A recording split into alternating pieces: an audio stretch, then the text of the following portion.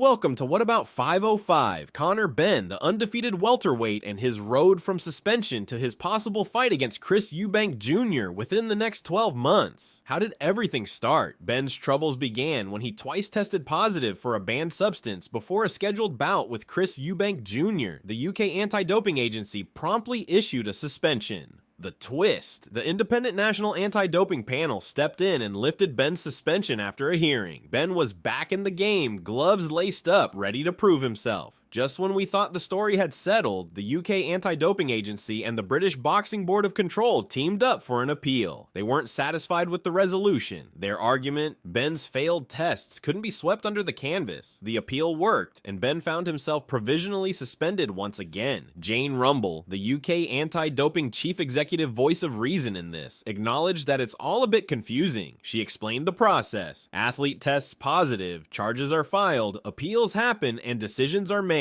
It's a checks and balances system ensuring fairness. But hey, it takes time. Think of it as the boxing equivalent of waiting for the referee's scorecard after a close fight. Meanwhile, Benn had hoped for a major fight this year. He'd tasted victory over Peter Dobson in Las Vegas, but the UK ring remained elusive. Eddie Hearn hopes for an end to this saga. Benn's lawyers are in talks with the UK Anti-Doping Agency and the British Boxing Board of Control. Will the ban finally lift? Hearn believes Benn's profile rivals heavyweights Anthony Joshua and Tyson Fury. Chris Eubank Jr., the preferred opponent for Benn's UK comeback, adds drama. Their fathers had legendary clashes in the 90s. If Benn gets the green light, the fight could sell out Wembley. Hearn also added, "We'll know more early October how that will play out. We've had a lot of questions asking why doesn't he just take a 2-year ban?" The test was in June 2022. But to Conor's detriment, he's never wanted to concede a ban because he believes in his innocence. He's never wanted to do a deal, and it has cost him time. I'm hoping now they will have some sensible conversations because it's been over 2 years since this happened. We want a date because it's really difficult to plan. If there's a resolution, I can book the fight and get it made. The frustration for us is not knowing, and that's what we hope will come to an end during the next months or so. Will Conor Benn get that shot? Will he prove his innocence? Will the UK Anti-Doping Agency and the British Boxing Board of Control finally grant him a clear path? We will let you know the resolution to Benn's drama. Until next time, don't forget to comment, like, and subscribe.